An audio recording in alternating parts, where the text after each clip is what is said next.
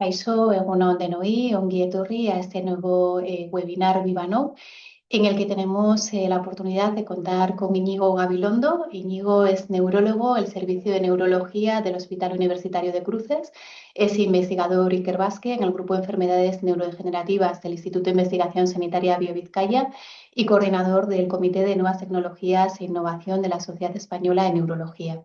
Su trabajo se centra en el desarrollo y aplicación de la neurotecnología e inteligencia artificial en enfermedades neurodegenerativas. Hoy va a realizar la ponencia titulada Neurotecnología e Inteligencia Artificial en Neurología. Es un placer tenerte aquí con nosotros, Íñigo, y adelante, Aurrera. Es que ricasco, Verónica.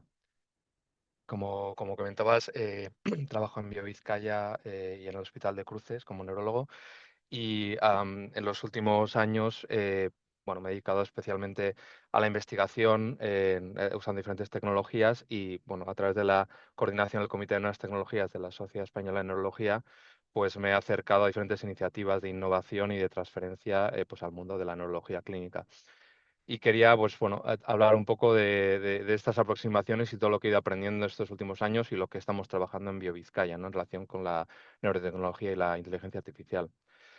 La charla se va a estructurar en cuatro partes. Una primera parte en la que voy a hablar del cambio de paradigma que está pues, impactando en la neurología y en la medicina en general en relación con las nuevas tecnologías y la inteligencia artificial. Después me centraré en el Alzheimer y la enfermedad de Parkinson, que como explicaré después son un reto sanitario y social muy relevantes. En tercer lugar, hablaré concretamente de lo que estamos haciendo en BioVizcaya y también un poco ampliando la mirada a lo que estamos haciendo desde el Comité de Nuevas Tecnologías de la Sociedad Española de Neurología. Y por último, pues mirar un poco al futuro, ¿no? De la neurotecnología y el efecto que tiene, creemos o creo que puede tener la neurología y en la sociedad, ¿no? En neurología, la práctica clínica desde hace eh, décadas, más de 100 años, seguimos pues evaluando la función del sistema nervioso, ¿no? Desde la función sensorial, cómo percibimos nuestro entorno, la información aferente, sensibilidad, visión, audición, olfato, cómo con esa información sensitiva o del entorno pues respondemos, ¿no? Para sobrevivir a través de una función motora, evaluamos pues la fuerza, el tono, los reflejos, la coordinación, la estática y la marcha. Evaluamos cómo se integran estas dos funciones aferente y eferente pues, a nivel superior, ¿no? A través de la cognición, la conducta y el estado afectivo. También evaluamos funciones basales, autonómicas, ¿no? De control de nuestras funciones fisiológicas, de la vigilia, el sueño y del sistema nervioso autónomo que controla pues, la presión arterial, la frecuencia cardíaca, la respiración, el aparato digestivo, etcétera, ¿no? Y todo ello nos ayuda pues, a identificar diferentes tipos de enfermedades, algunas agudas, algunas crónicas, algunas progresivas, degenerativas, y establecemos pues, modelos y fenotipos diagnósticos, ¿no? Todo esta aproximación realmente se fundamenta en gran parte en la escuela francesa, ¿no? de Charcot, en la que la exploración neurológica debía ser sistemática. Supongo que todos los que habéis visto a un neurólogo explorar veréis que somos muy sistemáticos, yendo parte por parte a nivel funcional del sistema nervioso. La observación clínica es el método diagnóstico, es lo que ha sido siempre y todavía sigue siéndolo. Los signos clínicos los relacionamos con lesiones específicas dentro del sistema nervioso y es lo que nos lleva a establecer pues, un diagnóstico, ¿no? La definición de enfermedades es una combinación de los síndromes clínicos y la histopatología.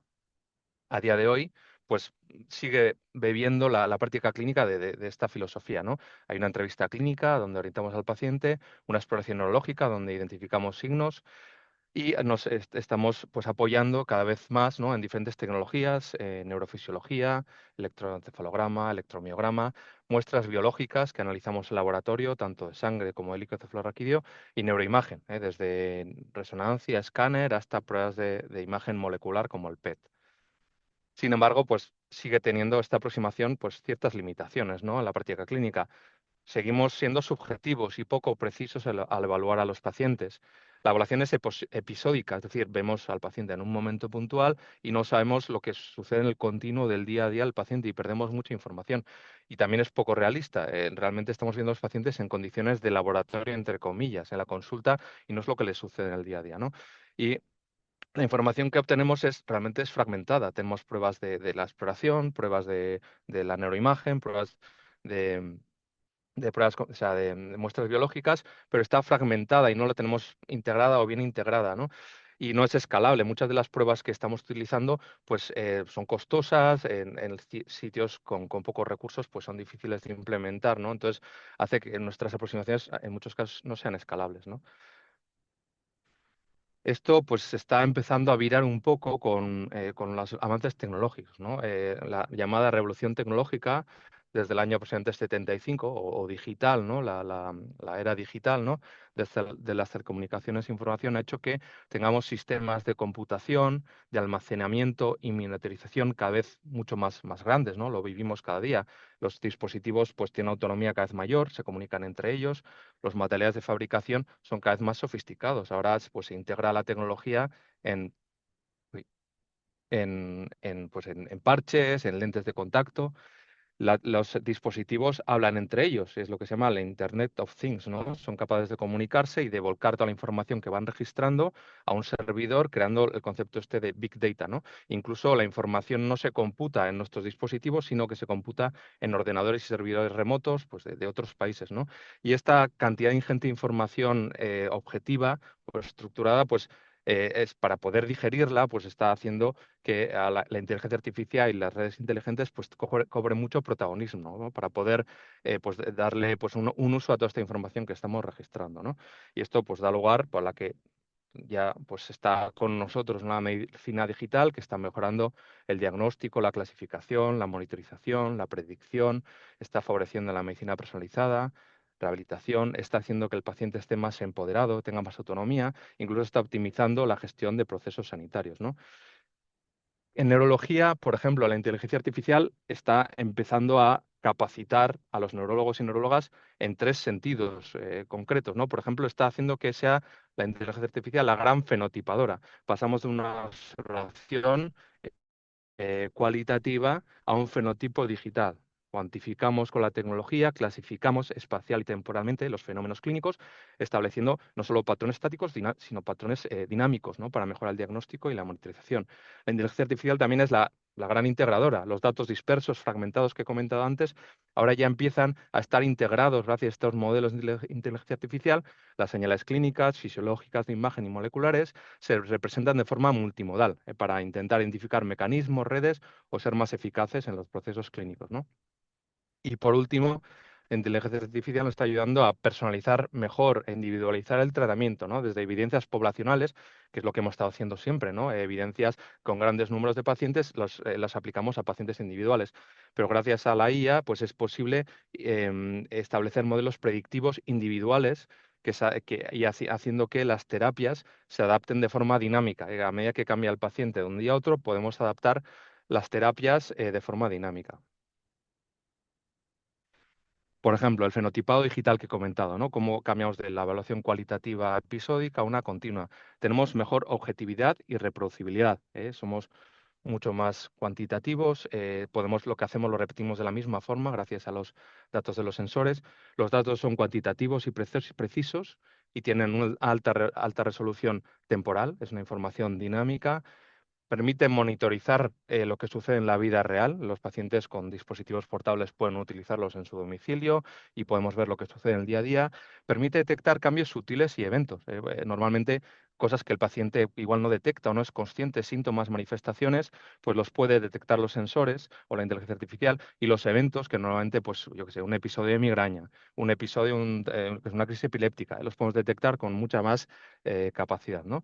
También podemos interpretar patrones, algo que ese conjunto de datos fragmentados y de datos dinámicos pues le dan una forma y un sentido para establecer pues, patrones multimodales, ¿no? Y además, otra cosa que casi es la más importante, ¿no? Tenemos feedback terapéutico en tiempo real. Toda esta información da una especie de lo que se llama el cross loop, ese cierre de información que hace que los tratamientos pues, se puedan adaptar dinámicamente de forma individual, ¿no? Algunos ejemplos de tecnologías, por ejemplo, para evaluar la función motora, cognición y conducta, el sueño y autonómico, por ejemplo, tenemos los dispositivos vestibles, ¿no? Los wearables de movimiento, que hay desde pulseras que todos nosotros llevamos alguna pulsera pues, de actividad, hasta incluso cada vez más sofisticadas, ¿no? No solo con acelerómetros y giroscopios, sino con GPS. Y estos pues, sensores también empiezan a incorporar otro tipo de sensores como electromiografía, es decir, tenemos una información muy completa, no solo en la muñeca, sino podemos llevarla en diferentes partes del cuerpo. Otra forma de evaluar este tipo de alteraciones también es a través del vídeo, la visión por inteligencia artificial. Desde cámaras convencionales, como las que tenemos en el móvil o la webcam, ya hay algoritmos que son capaces de detectar diferentes puntos de las articulaciones y establecer pues, parámetros que miramos en la consulta, como la fuerza, la coordinación, los trastornos de la marcha, ¿no? Incluso la expresión facial, ¿no? Digamos, aquí vemos diferentes, en esta captura, vemos diferentes formas de cámaras, ¿no? De cómo se registra esa información de movimiento. Y el gold estándar, como explicaré después, tenemos en Biocruces uno de estos sistemas, es lo que igual ha visto una película de ciencia ficción, ¿no? La que captura el movimiento, pues, yo qué sé, El Señor de los Anillos de Gollum, ¿no? Le ponen al actor marcadores por toda la superficie corporal y unas cámaras especiales infrarrojas detectan ese movimiento de los puntos, ¿no? Y establecen un esqueleto con el que parametrizan muchísimos aspectos del movimiento, ¿no? También los sensores de presión, desde plantillas que detectan cambios de presión al caminar o incluso alfombras. O hay algo que es parece ciencia ficción, pero es totalmente real. Ya está empezando a desarrollarse tecnología que a través de la señal de Wi-Fi o incluso señal de radio la que tenemos en casa, el simple router es capaz de detectar nuestra posición en diferentes cuartos de nuestro domicilio o cambios, por ejemplo, conductuales, problemas motores, ¿no? E incluso la respiración, ¿no? Por ejemplo, otro tipo de tecnologías para la evaluación sensorial, de la cognición autonómica, los test visuales computarizados. Nosotros tenemos a nuestro alcance pues, pantallas, tanto en el ordenador como en el móvil, o la televisión, que nos pueden mostrar diferentes test computarizados de los que se puede sacar pues, un rendimiento a través de pues, una respuesta psicomotora o registros de electroencefalografía, o también la respuesta de las pupilas ante diferentes estímulos, o incluso también haber seguido los sistemas de eye tracking, ¿no? Que monitorizan la posición de la mirada y en función de eso se pueden sacar conclusiones respecto a temas conductuales, también temas cognitivos. Otro tipo de tecnologías, por ejemplo, la evaluación cognitiva digital avanzada. Esto está, pues os comentará a los neuropsicólogos y neuropsicólogas, que está empezando a cambiar la forma en la que se evalúa en neuropsicología. Ahora, diferentes test o herramientas computarizadas permiten no solo hacer una evaluación adaptada y dinámica, sino mucho más sensible a grandes volúmenes de población. Y esto pues, se puede hacer en cualquier localización, incluso en domicilio. Las tecnologías de realidad virtual y realidad aumentada cada vez, bueno, no sé si habréis visto las gafas de Meta, estas que son gafas convencionales de vestir, pues ese factor de forma cada vez va a ser más parecido a la ropa que llevamos y nos va a permitir no solo registrar información del entorno, sino también crear imágenes virtuales hechas por ordenador que nos pueden ayudar pues, en diferentes tareas diarias o incluso pueden medir diferentes trastornos cognitivos y visuales. Y por último, pues por ejemplo, los robots sociales, que parecen también ciencia ficción, pero no lo son tanto, porque en diferentes países, especialmente en China y en Estados Unidos, ya se están, y los veremos seguramente en algunos servicios tipo restaurantes, ¿no? Están empezando a ser útiles, ¿no? Para tareas quizás más rutinarias, pero en domicilio se ha demostrado que pues, pueden ayudar digamos, en el acompañamiento, también en detección de alteraciones cognitivas o afectivas, ¿no? Y diferentes sensores ambientales con los que podemos dotar pues, un domicilio de diferentes espacios para detectar alteraciones conductuales, motoras, etcétera. Y esto como introducción general, el contexto, ¿no? de las nuevas tecnologías o la neurotecnología, que es más correcto, ¿no? Porque al final cada día hay una nueva tecnología, casi es mejor hablar de tecnología, neurotecnología. Centrándonos en Alzheimer y Parkinson, ahora explicaré por qué son un reto y por qué, bueno, realmente son las dos enfermedades con las que más trabajamos en nuestro grupo. Vemos aquí pues una curva del INE en la que primero es una pirámide poblacional. Vemos que en 2022 pues yo tengo 44 años, estamos ahí, ¿no? La mayoría de personas en 2022 estamos ahí, el grueso de la población, y en las próximas décadas pues irá virando la distribución y habrá una gran proporción de personas que tengan más de 65, 80 años. Vemos aquí también en la gráfica de abajo cómo el número de personas mayores de 65 años y más de 80 irá incrementando en las próximas décadas, ¿no? Y esto es algo que es muy relevante para las enfermedades cuyo factor de riesgo es el más importante es el envejecimiento, ¿no? Es el caso de la demencia asociada a Alzheimer o la enfermedad de Parkinson.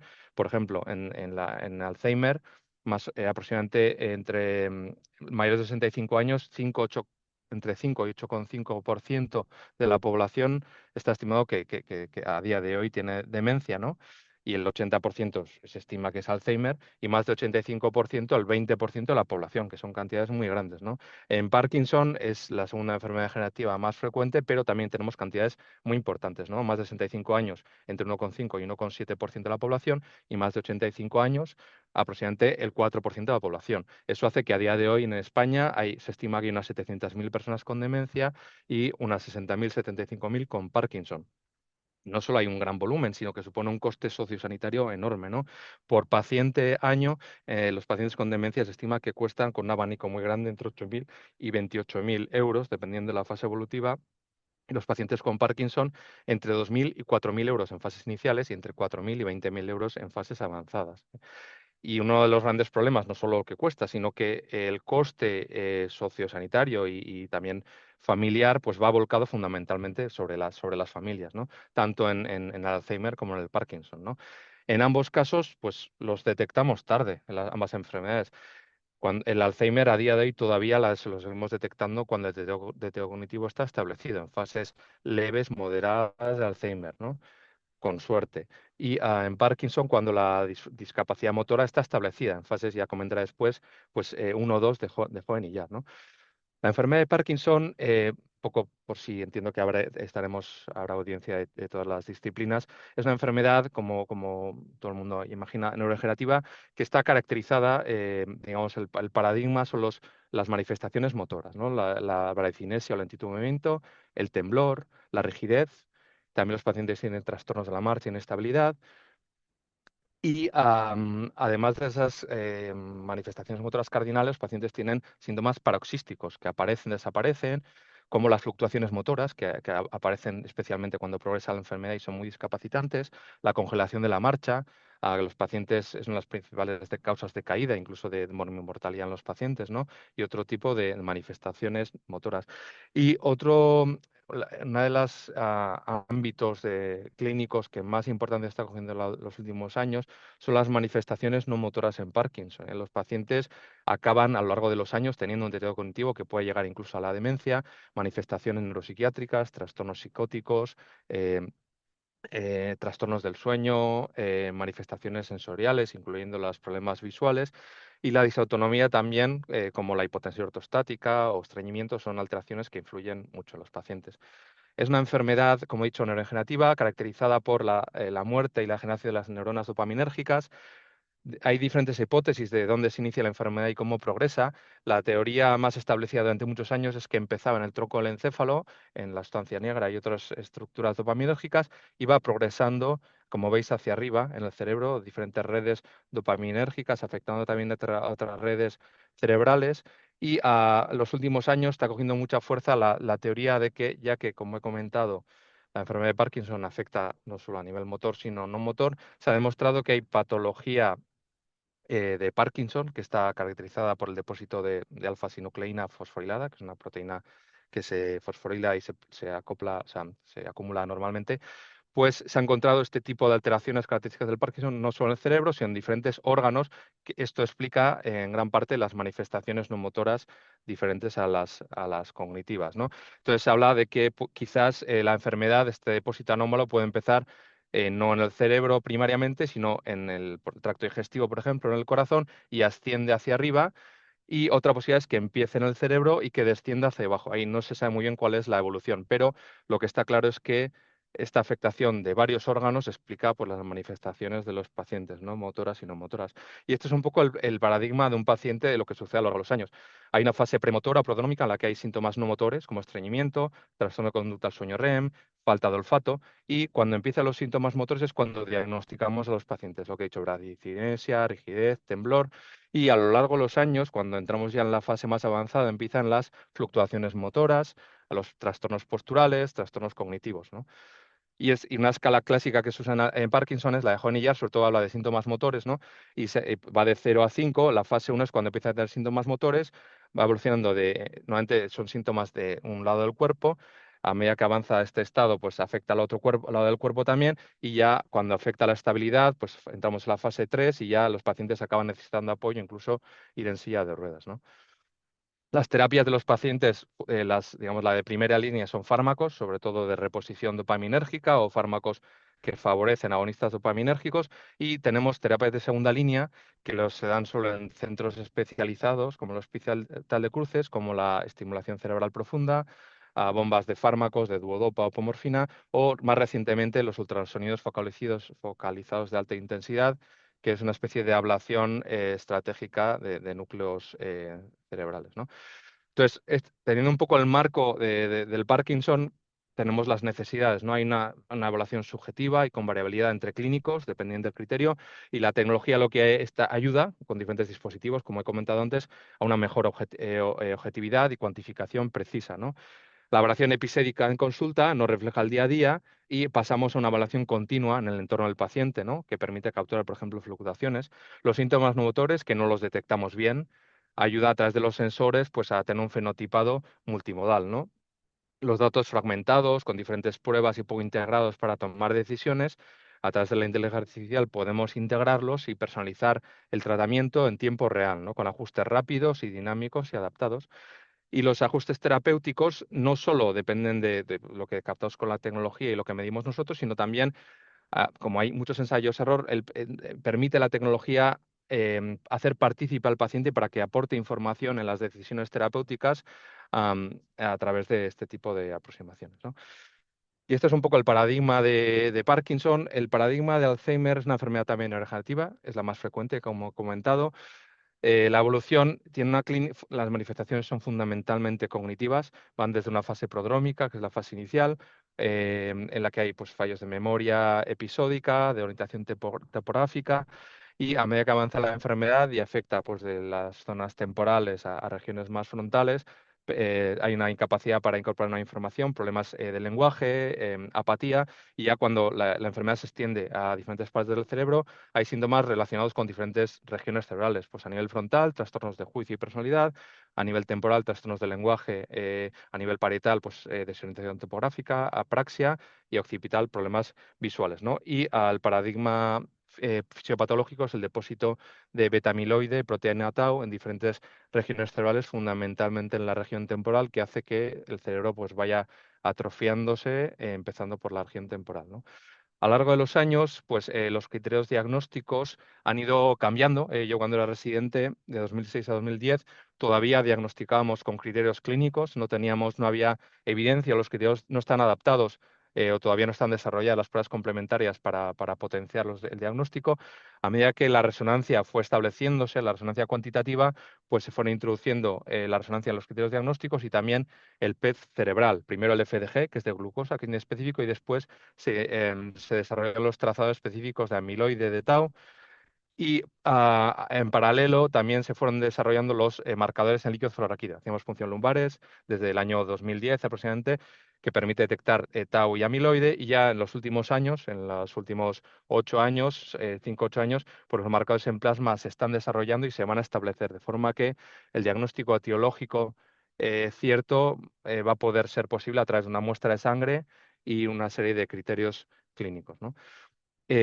Ya he comentado que hay una fase inicial de teo cognitivo leve o Alzheimer prodrómica, pero se sabe también por estudios en pacientes genéticos y en otras poblaciones que hay una fase preclínica en la que estos marcadores van ascendiendo no solo en las muestras, sino también en el depósito en diferentes partes del cerebro. O sea, hay una ventana claramente en la que se puede actuar con un diagnóstico precoz adecuado y un tratamiento pues que sea eficaz, ¿no?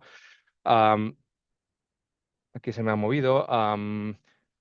Tenía otra diapositiva.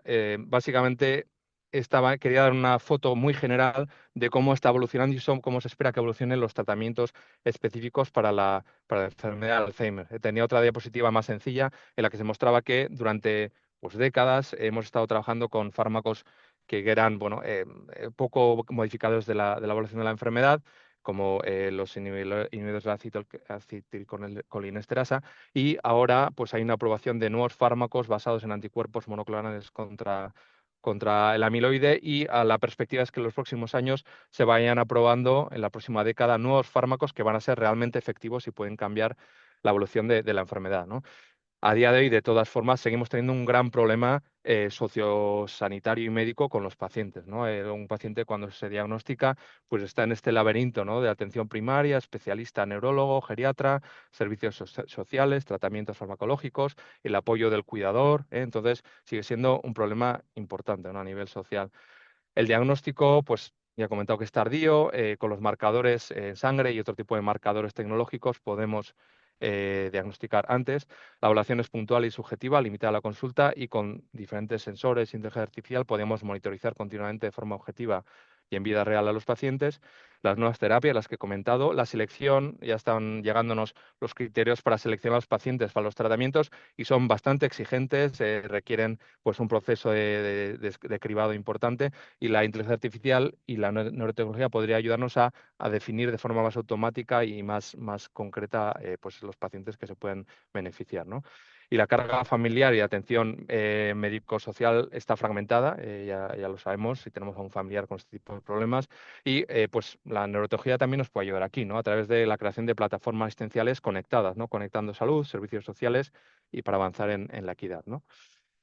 Entonces, sobre este marco del el impacto de la neurología sobre la neurotecnología, sobre la neurología, pues quería hablaros un poco de lo que estamos haciendo en BioVizcaya y en el Comité de Nuevas Tecnologías de la Sociedad Española de Neurología. Este es nuestro grupo en BioVizcaya, es el grupo de enfermedades neurodegenerativas. Somos un grupo clínico, fundamentalmente somos neurólogos y neurólogas, bueno, en realidad neurólogas y algún neurólogo. El coordinador es Juan Carlos Gómez de Esteban y contamos, bueno, porque la cognición es esencial en las enfermedades degenerativas, con un grupo importante de neuropsicólogas, Rocío del Pino, Mariana Cera y varias compañeras más. Y también tenemos autometristas, ingenieros, ingenieras. Tenemos varias líneas de investigación, lo podéis ver en la web de BioVizcaya, sobre todo relacionadas con la enfermedad de Parkinson, Alzheimer, otras enfermedades como el Huntington, demencias frontotemporales. Quería centrarme ahora en la explicación en tres de los laboratorios con los que tenemos más trabajo de investigación. Uno es el laboratorio de la vía visual, que es el que coordino yo. Otro es el laboratorio del sistema nervioso autónomo o de disautonomía, que coordina Juan Carlos Gómez. Y el laboratorio de monitorización y rehabilitación motora y cognitiva, que fundamentalmente coordina la doctora Rocío del Pin. Todo esto lo hacemos gracias al apoyo de BioVizcaya y de la Fundación BBK. Tenemos un espacio en Biocruces 3, que es uno de los edificios de Biocruces, con diferentes espacios y tecnologías con las que podemos hacer pues, esta investigación, ¿no? Quería hablar un poco de Big Brain Lab, que es el laboratorio que mejor conozco. Ya he dicho que somos sobre todo neurólogos, también tenemos optometristas, tenemos ingenieros, neuropsicólogos y tenemos pues, un pequeño espacio donde tenemos diferentes tecnologías de imagen de la retina, del sistema visual, sistemas de eye tracking, sistemas de pupilometría, de electrofisiología. Y nos centramos en el concepto de que la retina y el sistema visual, como parte del sistema nervioso y como parte esencial de los procesos cognitivos y mentales, pues nos da mucha información de lo que sucede en el cerebro. Es más, la retina está compuesta por neuronas, ¿eh? Y se ha demostrado de forma consistente a lo largo de muchos años que los procesos que suceden en el cerebro, neurodegenerativos e incluso neuroinflamatorios, también suceden en la retina. De forma que si estudiamos la retina y el sistema visual, podemos estudiar de forma indirecta lo que está sucediendo en el cerebro. De ahí se habla que la retina es una ventana al cerebro, es una frase que se acuñó hace años. Una de las tecnologías que usamos en el laboratorio, que se usa desde hace muchos años en oftalmología, en la práctica clínica, es una técnica de imagen de alta resolución de la retina que se llama tomografía de coherencia óptica. Veis ahí un poco el dispositivo y lo que da es una imagen de alta resolución. Veis, la retina está compuesta por varias capas de neuronas, cada una tiene sus peculiaridades que están interconectadas y la OCT, la imagen de retina, veis aquí a la derecha como a la parte superior, como muestra diferentes capas que corresponden a diferentes estratos de neuronas, ¿no? Y los equipos de OCT, estos dispositivos, además de mostrar esas capas, son capaces de separarlas, segmentarlas y cuantificar grosores y cambios pues, en la morfología, ¿no? Y otra técnica también que se ha incorporado hace los últimos años importante es la angio-CT, que es una técnica que muestra sin contraste los pequeños vasos de la retina, la microvascularización, ¿no? Y veis aquí un poco cómo se adquiriendo las imágenes. Es una imagen muy rápida. En cada ojo tardamos pocos segundos y tenemos una imagen de alta resolución comparable a la histología. Conectando con la retina, pues evidentemente la retina conecta con el cerebro a través de la vía visual primaria y parte del planteamiento del laboratorio se basa en la idea de que dentro del sistema visual y en todo el sistema nervioso, pues la funcionalidad está específicamente delimitada a nivel anatómico y funcional, ¿no? De hecho, pues está establecido que hay como una diferenciación entre la parte del sistema visual que detecta los detalles finos, el color, las texturas, que se llama la vía parvocelular, que está más centrada en la parte central de la retina, versus la zona del sistema visual que detecta pues, el movimiento, las situaciones de bajo contraste, ¿no? Y esa es la zona que es la vía que se denomina magnocelular, ¿no? Y desde la retina también está separada la propia retina y a medida que avanzamos en el sistema visual se separa también de forma que la zona parvocelular o que detecta detalles finos va más a la región temporal del cerebro y la vía magnocelular va más a la zona parietal, ¿no? Esta separación funcional y anatómica pues favorece que se pueda estudiar y diferenciar pues a través de técnicas de imagen o sistemas o pruebas computerizadas, ¿no? Y como veremos, pues afecta de forma diferente a diferentes enfermedades y eso te permite ser muy preciso, ¿no? Una cosa que quería destacar también desde el punto de vista neurotecnológico es la colaboración que ha sido clave con la Universidad de Mondragón, con Ayala y Maitane Barrenechea de la Universidad de Mondragón, Ingeniería Biomédica, y con ellos desde hace ya más de 5 o 8 años colaboramos en el desarrollo de diferentes proyectos de investigación relacionados con OCT. Lo que hacemos es, lo que nos ayudan es a analizar de forma computerizada, detallada y los últimos años con inteligencia artificial las imágenes que adquirimos. Y aquí veis cómo pues desarrollamos una herramienta que está abierta, la podéis descargar si queréis en Internet, se llama Retimat, es una herramienta que requiere tener MATLAB, pero una vez tienes MATLAB, digamos, se instala y es fácil, relativamente fácil de usar y permite las imágenes convencionales de OCT, que normalmente da una información pues cuantitativa un poco limitada, permite hacer un análisis, como veis aquí, muy detallado topográfico, ¿no? De las regiones que interesan de la retina, ¿no? Y eso, pues como veremos ahora, es importante porque las enfermedades afectan de forma específica a diferentes regiones de la retina, ¿no? Y esto valió pues una tesis doctoral que codirigimos, que se defendió en 2023 de David Romero. Otro proyecto reciente, no lo he dicho, pero la colaboración con Mondragón ha estado especialmente soportada por el gobierno vasco, por la convocatoria de potenciación, con la que llevamos ya más de 6 años trabajando.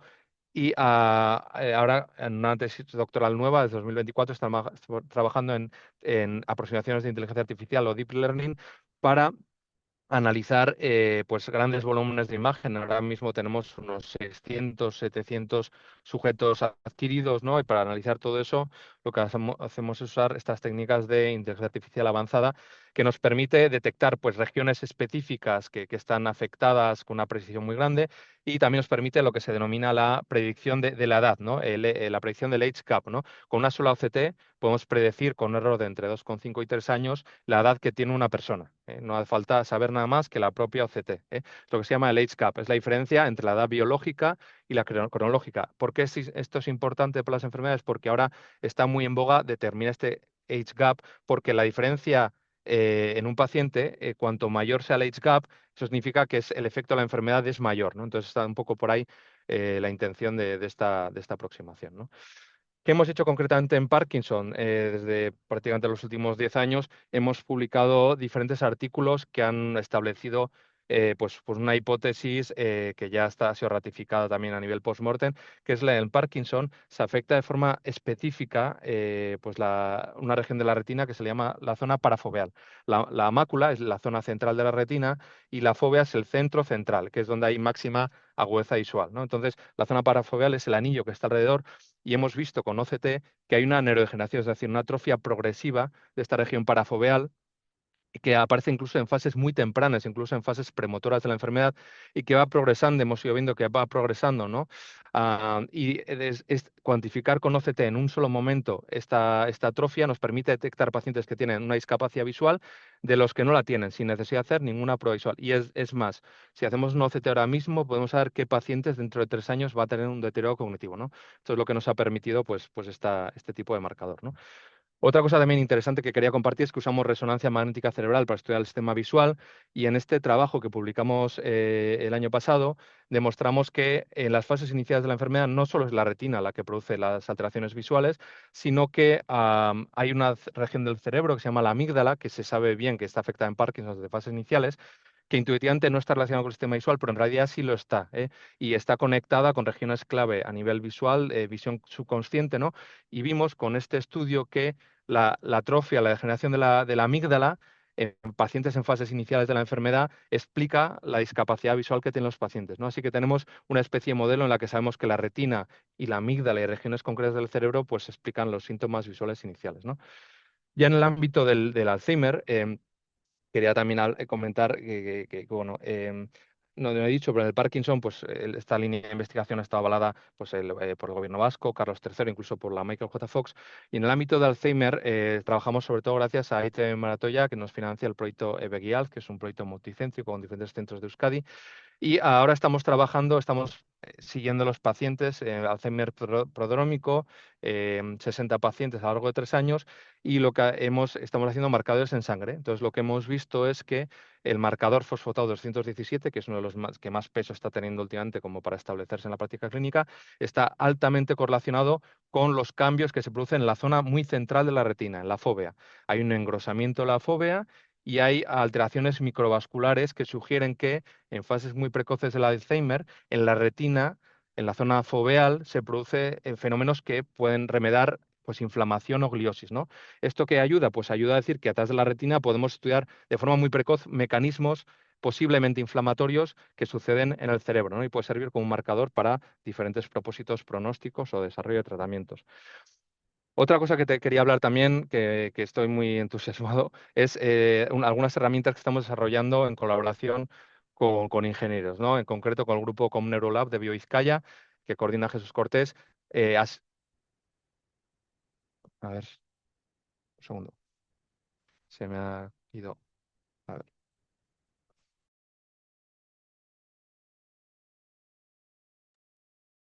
ahora. Es que se me ha ido el audio, pues se me ha acabado la batería. No sé si se me oye ahora, sí, ¿no? Te escuchamos, Verónica, Íñigo, sí. perdona.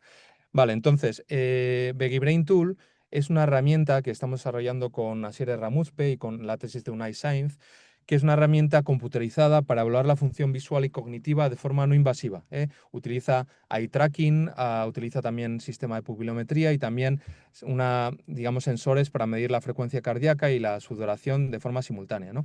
Entonces, es una toolbox abierta que de hecho podéis descargar la beta que tenemos o digamos, la versión de prueba que tenemos inicial, ¿no? Entonces, lo que utiliza tiene tres módulos, uno para evaluar la visión espacial, otro para evaluar la función oculomotora y la atención visual, y otro para evaluar la respuesta autonómica. Os voy a poner algunos ejemplos. Por ejemplo, aquí veis un poco que hace falta ciertos requisitos técnicos, una pantalla con ciertas características. Tenemos un pulsador en el que el paciente eligen la opción que se muestra en pantalla y luego atrás del eye tracking también vemos un poco la respuesta que tienen los pacientes, ¿no? Tenemos digamos, una interfaz donde pues, se le pueden seleccionar diferentes pruebas y la configuración. Y os voy a poner algunos ejemplos. Por ejemplo, para la visión espacial, lo que mostramos es diferentes estímulos, por ejemplo, de baja complejidad, como las rejillas. Veis aquí para la frecuencia espacial cómo va cambiando de izquierda a derecha, ¿no? A frecuencia espacial menor a frecuencia espacial mayor, o el contraste se hace cada vez pues, menos visible la diferencia, y la saturación, ¿no? Entonces lo que el paciente utiliza es la botonera para decidir si las líneas están orientadas hacia la izquierda o hacia la derecha, ¿no? Y se repiten varias veces estos estímulos. Por ejemplo, los estímulos, tenemos también estímulos semánticos. El paciente tiene que distinguir si el estímulo es un animal o un objeto inerte. Se les va cambiando la frecuencia espacial. Vemos que de izquierda a derecha, pues el animal que aparece pues se va perdiendo, bueno, ya no se distingue, ¿no? Si cambiamos el contraste también se empieza a no distinguir y si cambiamos la saturación también, ¿no? El paciente tiene que elegir si es un objeto inerte o un animal, ¿no? Por ejemplo, los test del módulo oculomotor, pues tenemos uno de seguimiento Smooth Pursuit o seguimiento lento. No sé si lo veis muy bien, pero hay un punto que se veía al principio, es un punto rojo que se va desplazando. Hacemos un seguimiento de eye tracking del paciente, cómo sigue ese punto. Ponemos también, digamos, confusores, que es una nube de puntos que se mueven en diferentes direccionalidades, a veces con coherencia, y analizamos los mapas de movimiento ocular del paciente en seguimiento a ese punto, ¿no? También tenemos test para la visual search o búsqueda visual. Veis aquí que el paciente tiene que buscar la C que está orientada de otra manera o la que se mueve de otra manera, ¿no? Y registramos pues, la respuesta, cómo el paciente fija su mirada en la C correcta y los patrones también de movimiento ocular, ¿no? Y por último, el módulo para la respuesta autonómica, que a lo que mira es fundamentalmente la respuesta pupilar, la respuesta de sudoración y variabilidad de frecuencia cardíaca ante estímulos afectivos e imágenes que tienen diferentes características afectivas, ¿no? Que producen más o menos miedo o que son más o menos agradables, y registramos las respuestas que tienen los pacientes a nivel pupilar y a nivel también de sudoración y frecuencia cardíaca, ¿no? Otra cosa que también me entusiasma bastante, por no decir que mucho, es el proyecto Alzheimer, que es un proyecto financiado por la iniciativa MedTech, con el que colaboramos con la empresa BrainHacks, que es una empresa de realidad virtual de Euskadi. Es un pequeño proyecto en el que estamos desarrollando una serie de entornos de realidad virtual para entrenar actividades de la vida diaria sencillas, no solo para entrenar, sino sobre todo para medir el rendimiento en actividades de la vida diaria sencilla en pacientes con DT cognitivo en fases iniciales, ¿no? Tanto preparar la medicación como el desayuno, como el vestido y el aseo.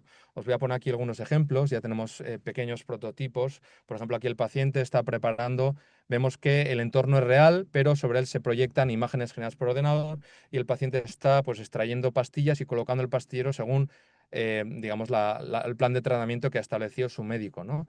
Y vemos aquí, por ejemplo, la preparación del desayuno. El paciente elige la opción de desayuno y tiene diferentes elementos para configurar su desayuno y se van estableciendo diferentes tareas.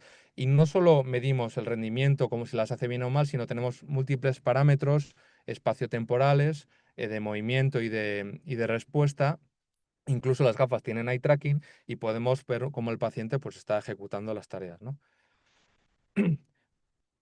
Fuera del Veggie Brain Lab tenemos el laboratorio de su autonomía. Aquí hay varias líneas de investigación. Lo coordina, como he comentado, Juan Carlos Gómez, con varias neurólogas compañeras trabajando con él. Tienen diferentes tecnologías también, desde tecnologías para medir cambios neurovasculares, presión y frecuencia cardíaca ante diferentes estímulos, potenciales evocados térmicos, cámaras térmicas, sistemas para medir la sudoración, técnicas de imagen.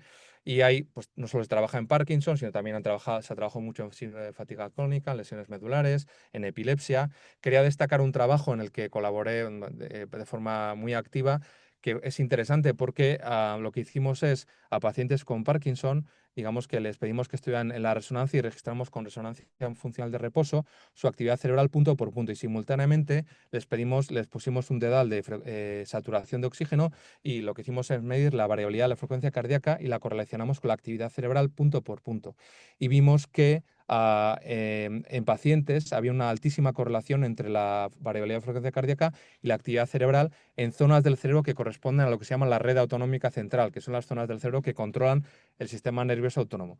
Y de hecho, de ahí sacamos un índice que es el Head Brain Synchronization Index, que nos permitía saber cuánta disautonomía tenía el paciente sin hacerle ninguna prueba fuera de la máquina, porque lo correlacionamos con las pruebas que hacemos de disautonomía fuera de la máquina y tenían alta correlación. Es decir, este índice de resonancia magnética nos permitía saber la discapacidad a nivel de disautonomía que tenían los pacientes, ¿no? Ya por último, el laboratorio de psicomotor y cognición, que coordina fundamentalmente Rocío del Pino, pues tenemos diferentes tecnologías para detección del movimiento, desde tecnologías vestibles, relojes o diferentes sensores. También tenemos un sistema de realidad virtual con eye tracking, como he comentado, y tenemos la suerte que en BioVizcaya hay un sistema que se llama Vicon, que consiste en un espacio con un conjunto de cámaras de luz infrarroja, y, como he dicho, se ponen marcadores en diferentes partes de la superficie del paciente y medimos pues cómo se comporta entre diferentes tareas. Estos son los proyectos en los que empezamos a trabajar. Hemos trabajado en diferentes proyectos europeos con tecnologías.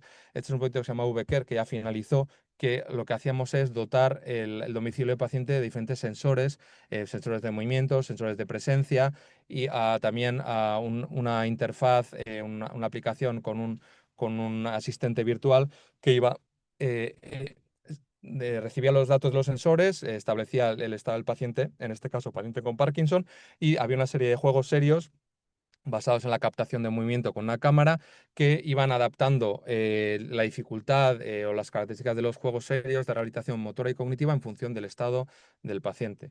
Otro proyecto también en el que participamos se llama Gatekeeper, un proyecto muy grande en el que monitorizamos con sensores a 50 pacientes con Parkinson, fundamentalmente motores y de sueño. Y el último proyecto europeo, que es un proyecto de inteligencia artificial que se llama ISINFORMED, este sí está activo, en el que utilizamos la inteligencia artificial para establecer modelos de predicción y de clasificación de pacientes en fase de Parkinson avanzado. Analizamos datos, por un lado, del PPMI. PPMI es un estudio muy grande norteamericano con, con 100, más de 1.000 pacientes de diferentes partes del mundo, y es una base de datos estructurada de la que sacamos información, sus seguimientos de más de 10 años, y ahora tenemos un artículo que hemos enviado, está en revisión, con Ibermática. En este proyecto colabora Ibermática, en el que somos capaces de predecir 9 años antes, a través de ciertas características clínicas, pues el desarrollo de Parkinson avanzado, ¿no? en los pacientes. Y esto lo estamos traduciendo, y esto es también muy interesante el proyecto, el análisis de las historias clínicas electrónicas, el texto libre, que es información no estructurada, y gracias al procesamiento del lenguaje natural con Ibermática estamos sacando etiquetas clínicas de las historias clínicas del texto libre, y estamos también usando los algoritmos de predicción con 700 pacientes que seguimos desde los últimos 10 años en el Hospital de Cruces. Este otro proyecto, como comentaba, el sistema Beacon, lo que hace es detectar pues el movimiento con marcadores, y es un proyecto en pacientes cooperados de estimulación cerebral profunda en Parkinson, y lo que hacemos es modular los parámetros de estimulación en función de lo que registramos con todos los sensores, ¿no? Ya para acabar, quería mencionar rápidamente el Comité de Nuevas Tecnologías de la Sociedad Española de Neurología. Es un comité formado fundamentalmente por neurólogos. La Sociedad Española de Neurología es la sociedad científica de neurología más grande de España, con más de 3.000 miembros, y lo que pretendemos es favorecer la difusión de nuevas tecnologías, formar el desarrollo de nuevas tecnologías y establecer pues, redes multidisciplinarias de colaboración, ¿no? Tenemos iniciativas en la propia reunión anual, creación de manuales pues, de Parkinson, hemos creado también otro de ictus, ¿no? También tenemos cursos de inteligencia artificial para los neurólogos de la SEN. Y por último, una iniciativa muy ilusionante que ya la hemos llevado a cabo la primera edición es IncubaSen, que es una iniciativa de una incubadora de startups en la que desde fases muy iniciales los neurólogos de toda España proponen un reto clínico, y lo que hacíamos es recogerlos, seleccionar los mejores, y en un evento presencial con ingenieros que hicimos en Bilbao, Hackathon, pues trabajaban los ingenieros y los clínicos en una solución, un prototipo conceptual, que en la tercera fase, cuatro equipos desarrollaron con diferentes mentores de empresa y tecnología una solución que fue seleccionada finalmente una en el ámbito de demencia, que se le dio un premio para que fuera una incubadora profesional y pudiera dar salida pues, a esa solución, ¿no? Entonces, ¿qué es lo que sucede en neurología con la neurotecnología? Pues vemos en el día de hoy, ya he comentado que tenemos diferentes tecnologías para el seguimiento pasivo inteligente, sensores para análisis del lenguaje, detección precoz.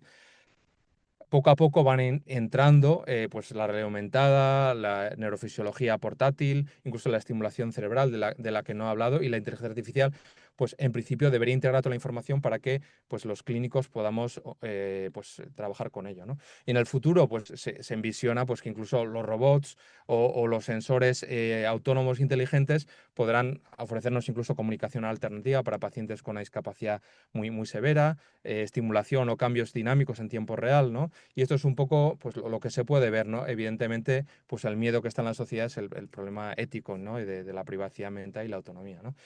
Entonces, la neurología más personalizada, ¿qué nos va a traer? Pues de la consulta al día a día al paciente, ¿no? Va a hacer que lo que vemos en la consulta, pues tengamos información del día a día del paciente.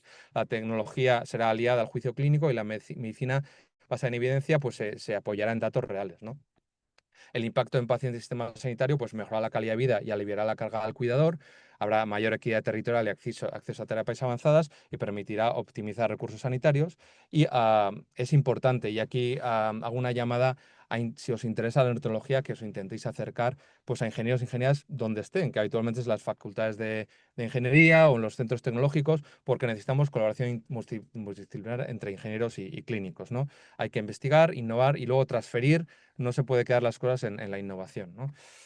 ¿Qué no va a cambiar? Pues eso es así. O sea, la empatía, el juicio clínico y la confianza médico-paciente, por mucho que haya inteligencia artificial y robots, no va a cambiar, ¿no? Los algoritmos no pueden reemplazar la escucha humana y eso se va a seguir demandando. Lo que va a mejorar, pues va a amplificar la tecnología, la precisión diagnóstica, la velocidad, los tratamientos personalizados y el seguimiento continuo. Y esto es un poco lo que quería contar, ¿eh? Si queréis, tenéis alguna duda o me queréis preguntar algo, pues escribir a mi correo de Gmail o si no, pues consultar en la página de Ikerbasque información adicional. Bueno, es que ricasco, Íñigo, agradecerte la presentación, ha sido un placer escucharte y lo primero es Sorionak, ¿no? Por todos los proyectos que estáis desarrollando, por todas las iniciativas como Incubasen, entre otras, ¿no? Que has comentado. La ponencia de hoy nos ha mostrado cómo los wearables están transformando la práctica neurológica, permitiendo una monitorización continua y objetiva de la vida real del paciente. Gracias a sensores de movimiento, cámaras, sistemas de visión por IA, dispositivos capaces de registrar parámetros fisiológicos en tiempo real, como comentabas, podemos detectar, ¿no?, esos cambios sutiles, anticipar eventos y personalizar las intervenciones terapéuticas. La tecnología no solo amplía nuestra capacidad diagnóstica, sino que abre la puerta a una atención mucho más precisa, como comentaba hoy Íñigo, anticipatoria, centrada en la persona, importante, ¿no?, esa medicina personalizada con modelos predictivos totalmente individualizados. No sé si hay alguna pregunta en el chat. Yo sí que tengo alguna pregunta. Alguna ya has contestado, ¿no? Yo iba a comenzar justo con tu final, que era cómo iba a impactar en el rol, ¿no?, de los especialistas en neurología al futuro, pero yo creo que ya lo has explicado correctamente. Sí que me gustaría preguntarte cuál crees que será el próximo gran salto en biomarcadores digitales para los próximos años, Íñigo. ¿Cuál va a ser el gran salto? Pues buena pregunta. La verdad es que nos están atacando por varios frentes. Yo entiendo que toda la tecnología de consumo vestible, ¿no? Que está registrando información muy voluminosa, ingente y muy valiosa, pues entiendo que las grandes empresas tecnológicas y con suerte los grupos de investigación más pequeños empezaremos a hacer inteligencia artificial a darle una forma y una utilidad clínica, ¿no? Y eso es algo que probablemente en los próximos años veremos, ¿no? Esa cantidad de información tan grande nos va a ayudar a diagnosticar antes y a monitorizar mejor, ¿no? Yo creo que esos son los grandes cambios, sí. Y desde tu perspectiva, ¿qué barreras o qué necesidades tendríamos, ¿no? Más que de barreras, vamos a hablar de retos para incorporar esas tecnologías en el día a día, en la consulta. Em, pues buena pregunta. Por un lado, seguramente eh, el sistema, digamos, la permeabilidad o la flexibilidad del propio sistema y la capacidad que pueda tener para comunicarse, ¿no?, con los usuarios, ¿no?, que somos los clínicos.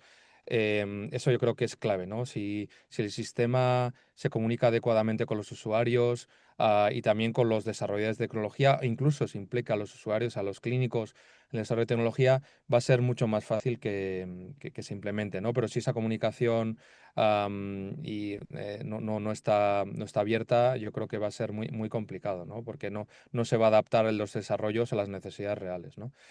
Esa yo creo que es la más grande. Luego, evidentemente, aspectos regulatorios que estamos viendo, ¿no? Europa está poniendo el freno a muchos niveles a los desarrollos, a la implementación de inteligencia artificial. Y eso, por un lado, está bien desde el punto de vista proteccionista, pero por otro, nos está frenando mucho respecto a otras economías, ¿no? Pues norteamericana, China. Ahí creo que va a ser también un problema importante, ¿no?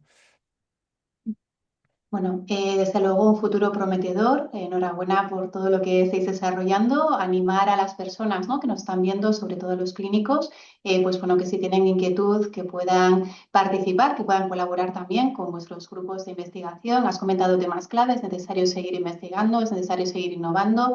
Las sinergias son fundamentales con los grupos de ingenieros, cada vez más con otras disciplinas.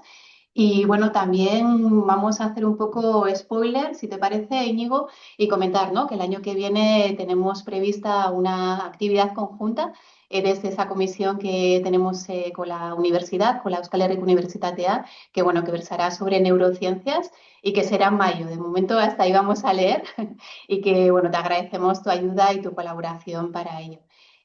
Nada, con esto finalizamos, no hay ninguna pregunta. Agradecerte de nuevo, Íñigo, tu participación, tu colaboración Y bueno, con este finalizamos el que es el último Vivano por este año. Continuaremos en enero de nuevo. Es que ricasco de Noí. Fenomenal. Venga, Es agur, que agur. ricasco, agur.